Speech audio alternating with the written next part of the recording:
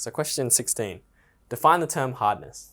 Well, hardness is a measure of an object's resistant to permanent deformation.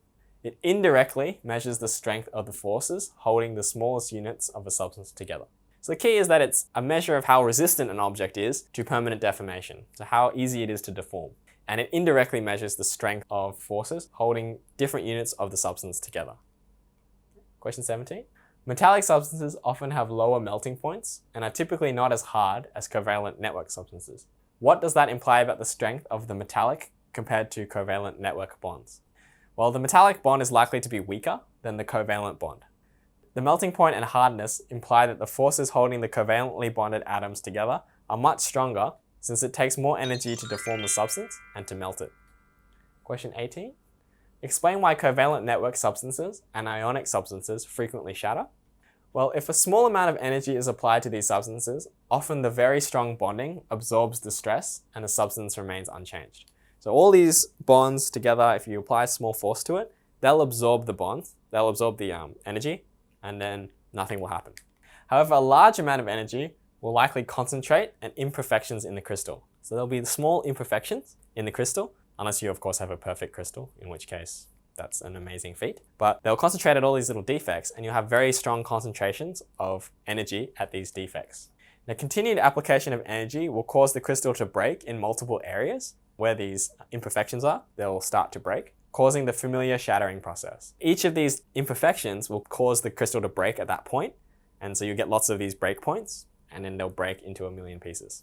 And that's how shattering works. Single atoms in a metallic substance do not have any claim to any particular electron in the electron cloud. If this is true, then how do metals transfer electrons in an ionic reaction? That's quite an interesting question. So if no electron is bound to a particular atom, then how do you transfer electrons when you do an ionic reaction? And that is a question that's quite difficult to answer, but hopefully you'll be able to see the answer now. So in an ionic reaction, electrons are taken from the metal and given to the non-metal. We know that. That's sort of just a statement to get you primed for the answer. Since the delocalized cloud of electrons are composed of valence electrons, it is these electrons that are taken up by the non-metals. With fewer electrons in the lattice, the positive ions are no longer held in place as strongly, and this allows them to join the anions and form ionic compounds. So even though that they don't claim any particular electron, if electrons suddenly start disappearing, going to the other substance, then there won't be as much holding the ions together. So they'll go and form bonds with these new negatively charged ions, and they'll be pulled from the lattice, essentially. And that's why they can still transfer electrons. It just won't be their electron, it'll be a different electron. And the reason why we generalize is because we can't see every electron, and we can't put this electron goes with this nucleus, so it doesn't matter. We'll just say that what's happening is the general case, or the average case.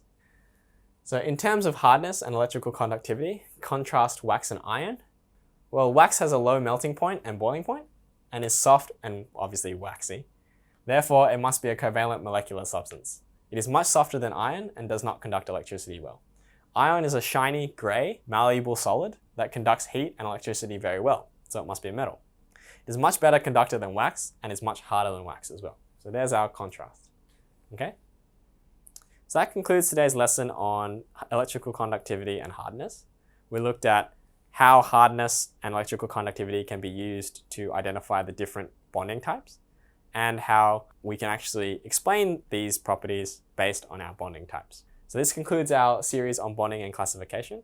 So I look forward to seeing you at our next lesson.